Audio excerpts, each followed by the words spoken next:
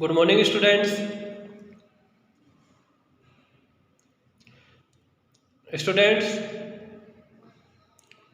Previous topic जो कि अपन ने रीड किया था वो था स्टॉक एक्सचेंज। स्टॉक एक्सचेंज का मीनिंग, उसके फंक्शंस अपन ने रीड आउट किए थे। और today's topic is trading procedure on a stock exchange, यानी एक स्टॉक एक्सचेंज में जो ट्रेडिंग किया जाता है उसका प्रोसीजर क्या है। स्टॉक एक्सचेंज के अंदर जो भी सिक्योरिटीज़ को बाइंग की जाती है, सेलिंग की जाती है, वो कैसे की जाती है, उसका मेथड क्या है, प्रोसीजर क्या है, वो आज अपन पढ़ेंगे। तो देखिए, trading procedure on a stock exchange. Before selling the securities through stock exchange, stock exchange में सिक्योरिटीज को बेचने से पहले the company have to get their securities listed in the stock exchange. Company को क्या करना पड़ेगा, स्टॉक एक्सचेंज में जो सिक्योरिटीज वो बेचना चाह रही है उनको लिस्टेड करवाना पड़ेगा, यानी स्टॉक एक्सचेंज की सूची में उनको नोट करवाना पड़ेगा। तो अगर कोई भी कंपनी अपनी सिक्योरिटीज को सेल करना चाह रही है तो सबसे पहले तो वो कंपनी क्या करेगी, स्टॉक एक्सचेंज में जाकर उन सिक्योरिटीज़ को लिस्टेड करवाएगी कि साहब हमारी कंपनी इतने इतने सिक्योरिटीज़, इतने इतने शेयर्स या इतने इतने डिबेंचर्स सेल करना चाह रही है। The name of the company is included in listed securities. अब उस सिक्योरिटीज़ के अंदर कंपनी अपना नाम भी इंक्लूड करवाएगी, यानी जो कंपनी अपनी सिक्योरिटीज को सेल कर रही है ना, तो वो कंपनी अपना नाम भी लिस्टेड करवाएगी और सिक्योरिटी को भी लिस्टेड करवाएगी। When stock exchange authorities are satisfied with the financial soundness and other aspect of the company, जब स्टॉक एक्सचेंज क्या हो जाए, सेटिस्फाई हो जाए, किससे,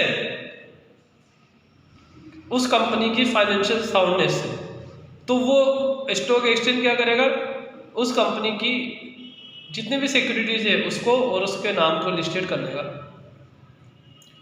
previously the buying and selling of securities was done in trading floor of stock exchange,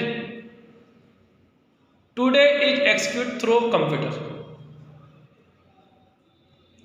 तो अब आजकल जो कि कंप्यूटर का जमाना है, सारा सिस्टम ऑनलाइन हो गया है, तो कंप्यूटर ही ये काम करता है, कौन सा, सिक्योरिटीज को बाइंग एंड सेलिंग करवाना। लेकिन उसके लिए आपको क्या करना पड़ेगा, कुछ स्टेप्स को फॉलो करना पड़ेगा। तो किसी भी सिक्योरिटीज को बाइंग और सेलिंग करने से पहले आपको कुछ स्टेप्स फॉलो करनी पड़ेगी। जैसे सबसे पहला, सिलेक्शन ऑफ ब्रोकर।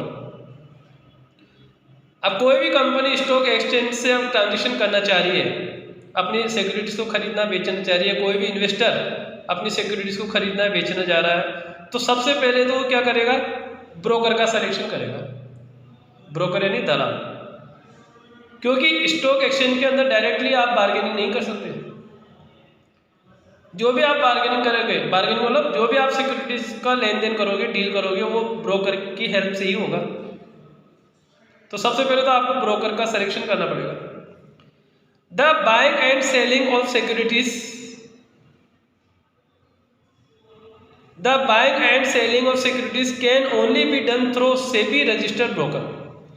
तो किसी भी सिक्योरिटीज की बाइंग और सेलिंग करने के लिए सेबी से रजिस्टर्ड ब्रोकर्स को अपॉइंट करना पड़ता है। तो जितने भी ब्रोकर्स होते हैं वो सब सेबी से रजिस्टर्ड होते हैं, और वो ब्रोकर्स कौन होते हैं, स्टॉक एक्सचेंज के मेंबर बन जाते हैं। तो कोई भी ब्रोकर स्टॉक एक्सचेंज का मेंबर होता है, लेकिन वो कब होगा, जब अपना रजिस्ट्रेशन कराएगा, कहाँ पे, सेबी में। तो जिस ब्रोकर का रजिस्ट्रेशन है वो स्टॉक एक्सचेंज का मेंबर होता है, और उस ब्रोकर को आपको क्या करना पड़ेगा, सिलेक्शन करना पड़ेगा। The broker can be an individual, partnership, firm और कॉर्पोरेट बॉडीज। अब जो ब्रोकर है वो इंडिविजुअल भी हो सकता है, यानी एक चलता फिरता पर्सन भी हो सकता है, पार्टनरशिप फर्म भी हो सकती है, और कॉर्पोरेट बॉडीज भी हो सकती है। तो जरूरी नहीं है जो ब्रोकर है वो एक इंडिविजुअल पर्सन ही हो, पार्टनरशिप फर्म भी हो सकती है, कॉर्पोरेट बॉडीज भी हो सकती है। So the first step is select a broker. तो सबसे पहले तो आप क्या करोगे, ब्रोकर को सेलेक्ट करोगे। Who will buy sell securities on behalf the investor of speculator, जो कि इन्वेस्टर का प्रतिनिधि भी हो सकता है, कंपनी का प्रतिनिधि भी हो सकता है। Before placing order to registered broker, investor has to provide other detail and information. These include. अब जब आप ब्रोकर के द्वारा ऑर्डर प्लेसिंग करोगे तो उससे पहले ब्रोकर क्या करेगा, इन्वेस्टर से कुछ डिटेल मांगेगा। तो इन्वेस्टर को क्या करना पड़ेगा, वो डिटेल प्रोवाइड करवानी पड़ेगी। कौन सी डिटेल, जैसे इन्वेस्टर का PAN number, date of birth and address, educational qualification and occupation, residential status, bank account, depository account, name of any other broker home registered, client code number, ये सारी detail broker क्या करेगा, investor से लेगा। क्यों लेगा वो इन्वेस्टर से, क्योंकि वो इन्वेस्टर का क्या करेगा, एक अकाउंट खुलवाएगा, डीमैट अकाउंट, ट्रेडिंग अकाउंट, क्योंकि इसमें डायरेक्टली कुछ भी नहीं होता, इसमें सब ऑनलाइन होता है। तो कोई भी इन्वेस्टर अगर अपना पैसा इन्वेस्ट करता है तो उसको अपना अकाउंट खुलवाना पड़ता है, ट्रेडिंग अकाउंट। इसके लिए वो क्या करेगा, ब्रोकर्स को इतनी सारी इन्फॉर्मेशन प्रोवाइड करवाएगा। तो सबसे पहले तो ब्रोकर का सिलेक्शन करना। ब्रोकर वो व्यक्ति होता है जो सेबी से रजिस्टर्ड होता है, जो स्टॉक एक्सचेंज का मेंबर होता है। यही ब्रोकर आपका ट्रांजेक्शन करवाएगा, ऑर्डर प्लेस करेगा, अकाउंट खुलवाएगा। तो फर्स्ट स्टेप ब्रोकर्स का सिलेक्शन करना। Second, opening demat account with depository, यानी डीमैट अकाउंट खुलवाना। डीमैट अकाउंट वो अकाउंट होता है जिसके अंदर सारा ट्रांजैक्शन होगा, सिक्योरिटीज का ट्रांजैक्शन भी होगा, पैसों का ट्रांजैक्शन भी होगा। Demat account on beneficiary owner account refers to an account which an Indian citizen must open with the depository participant bank और stock brokers to trade in listed securities in electronic. तो demat account हर उस Indian citizen को खुलवाना आवश्यक है जो कि क्या कर रहा है, अपनी सिक्योरिटीज को लिस्टेड करवा रहा है, शेयर्स को खरीद रहा है, शेयर्स को बेच रहा है। तो अगर कोई भी इन्वेस्टर या कोई भी कंपनी स्टॉक एक्सचेंज के थ्रू ट्रांजैक्शन करती है तो उसको अपना एक डीमैट अकाउंट खुलवाना पड़ेगा। और डीमैट अकाउंट कौन खुलवाता है, ब्रोकर खुलवाता है। इसके लिए आपको ब्रोकर्स को कुछ डिटेल्स प्रोवाइड करवानी पड़ती है। The securities are held in the electronic form by a depository. Depository is an institution और an organization which hold securities. अभी डिपॉजिटरी खोलता है अकाउंट। अब डिपॉजिटरी कौन होता है, डिपॉजिटरी वो इंस्टीट्यूशन, वो ऑर्गेनाइजेशन होती है जो आपकी सिक्योरिटीज को रखती है। भारत के अंदर दो ही डिपॉजिटरी है, एक NSDL और एक CDSL। NSDL national securities depository limited, CDSL central depository services limited. तो ये डिपॉजिटरी है, इंस्टीट्यूशन है, ये ऑर्गेनाइजेशन है, ये आपका डीमैट अकाउंट खोलते हैं। तो सबसे पहला पॉइंट ब्रोकर्स का सिलेक्शन करना, दूसरा डीमैट अकाउंट खुलवाना। किसके थ्रू, डिपॉजिटरी के थ्रू। अब जब आप ब्रोकर का सिलेक्शन कर लेते हो और डिपॉजिटरी अकाउंट खुलवा लेते हो तो तीसरा पॉइंट आया है आपका प्लेसिंग द ऑर्डर। अब आप ऑर्डर प्लेस कर सकते हो, यानी अब आप ब्रोकर को क्या कर सकते हो, ऑर्डर दे सकते हो कि मुझे इस कंपनी के इतने रुपए वाले इतने इक्विटी शेयर्स खरीदने हो। तो placing the order after opening the demat account. Demat account खोलने के बाद the investor can place the order. Investor क्या कर सकता है, ऑर्डर दे सकता है, आदेश दे सकता है। The order can be place to the broker. अब वो ऑर्डर किसको प्लेस करेगा, ब्रोकर को करेगा, जो कि किसके द्वारा, पर्सनली भी कर सकता है, फोन के द्वारा भी कर सकता है, ईमेल के द्वारा भी कर सकता है। Investor must play the order very clearly. अब इन्वेस्टर जो भी ऑर्डर प्लेस करेगा ना वो बिल्कुल क्लियरली होना चाहिए। किस चीज़ को लेकर, प्राइस को लेकर, सिक्योरिटीज को लेकर, कौन सी सिक्योरिटीज को खरीदेगा, कौन सी सिक्योरिटीज को बेचेगा, कितनी खरीदेगा, कितनी बेचेगा। जैसे बाय 100 इक्विटी शेयर, जैसे 100 इक्विटी शेयर खरीदने ऑफ रिलायंस के फॉर नॉट मोर देन 500 पर शेयर। 500 रुपये से ज़्यादा का शेयर नहीं होना चाहिए। अब जो इन्वेस्टर है उसने ब्रोकर से कहा कि मुझे 100 इक्विटी शेयर खरीदना है रिलायंस की, लेकिन वो 500 रुपये से ज़्यादा नहीं होना चाहिए। जाओ देख के आओ कि रिलायंस कंपनी अपने इक्विटी शेयर बेचती है क्या। ये ऑर्डर किसको दिया उसने? ब्रोकर को दे दिया। ठीक है, अब ब्रोकर क्या करेगा? Number 4, match the share and best price. अब the broker will then go online. अब ब्रोकर क्या करेगा? ऑनलाइन जाएगा and connect to the main stock exchange, और मेन स्टॉक जो एक्सचेंज है उससे कनेक्ट हो जाएगा और उसमें मैच करेगा कि रिलायंस कंपनी के इक्विटी शेयर बिक रहे हैं, नहीं बिक रहे हैं, बिक रहे हैं तो कितनी प्राइस वाले बिक रहे हैं, 500 रुपये से कम वाले हैं ना, ये सारी चीज़ें मैच करेगा। यानी आपके ऑर्डर के अकॉर्डिंग वो मैच करेगा। कहाँ पे? स्टॉक एक्सचेंज में, ऑनलाइन जाकर। Next, executing order.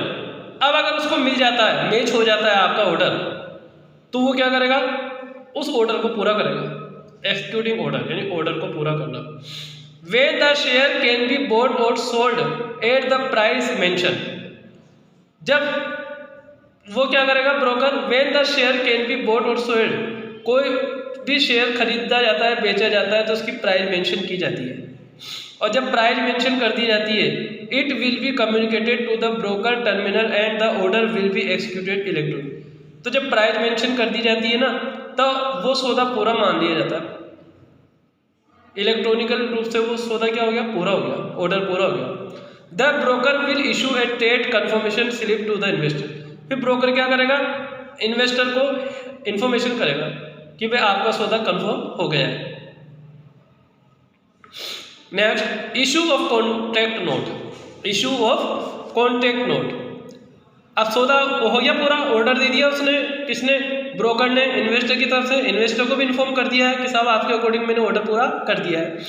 उसके बाद issue of contract note. After the trade has been executed with 24 hours the broker issue a contract note. अब जैसे ही वो सौदा पूरा हो जाता है, सौदा पूरा होने के बाद 24 घंटे के अंदर अंदर ब्रोकर्स को क्या करना पड़ता है? कॉन्ट्रैक्ट नोट इशू करना पड़ता है 24 आवर्स विद इन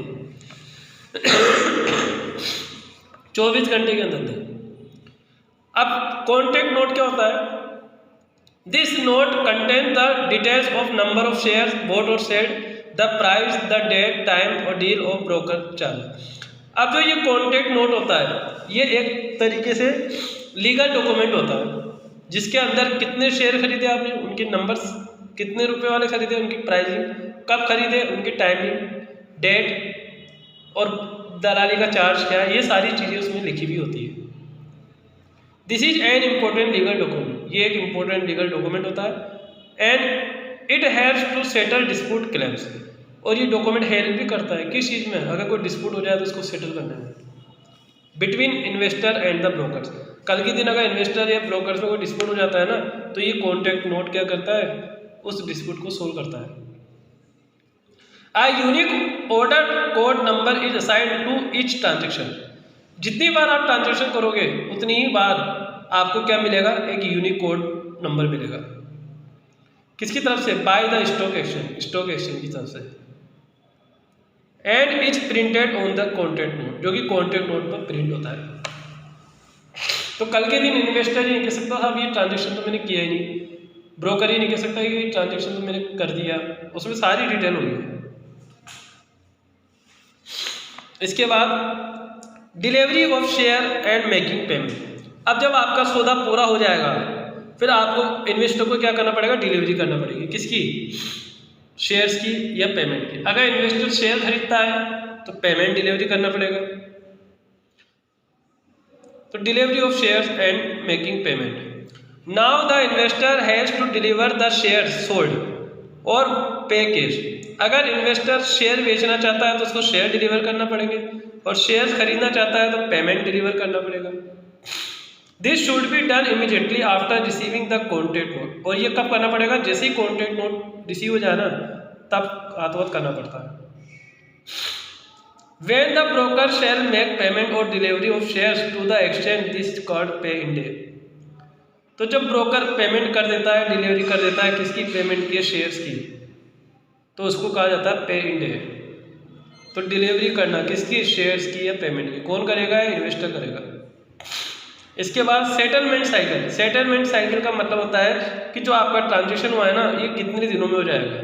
तो ये T+2 यानी जिस टाइम पे आपको सौदा हुआ है उसके 2 दिन के अंदर अंदर ये हो जाएगा। तो ये प्रोसीजर है किसकी? स्टॉक एक्सचेंज के अंदर ट्रेडिंग की। तो ट्रेडिंग प्रोसीजर समझाइए, तो ये आपको स्टेप बाय स्टेप बताना पड़ेगा। सबसे पहले तो आपको ब्रोकर का सिलेक्शन करना पड़ेगा, उसके बाद फिर आपको डीमैट अकाउंट खुलवाना पड़ेगा, उसके बाद आपको ऑर्डर प्लेस करना पड़ेगा जो आपने ब्रोकर रखा है उसको। फिर वो ब्रोकर क्या करेगा, आपके शेयर्स और बेस्ट प्राइस को मैच करेगा, कहाँ पे, ऑनलाइन में जाकर। फिर जैसे ही उसको मिल जाता है तो वो आपके ऑर्डर को एग्जीक्यूटिंग करेगा। फिर आप एक कॉन्ट्रैक्ट नोट इश्यू होगा स्टॉक एक्सचेंज के थ्रू, ठीक है ना। फिर उसके बाद इन्वेस्टर जो है वो डिलीवरी करेगा शेयर्स की या पेमेंट की, और फिर सेटलमेंट साइकिल, फिर जिस टाइम आपने डिलीवरी करी उसके 2 दिन के अंदर आपका सौदा कंफर्म हो जाएगा। तो ये प्रोसीजर है। तो इस तरह से स्टॉक एक्सचेंज में जाके आप क्या कर सकते हो, ट्रेडिंग कर सकते हो अपने सिक्योरिटीज की बाइंग सेलिंग को लेकर। ओके गाइस, तो ये अपना टॉपिक आज का कंप्लीट यहीं पर ही। Thank you.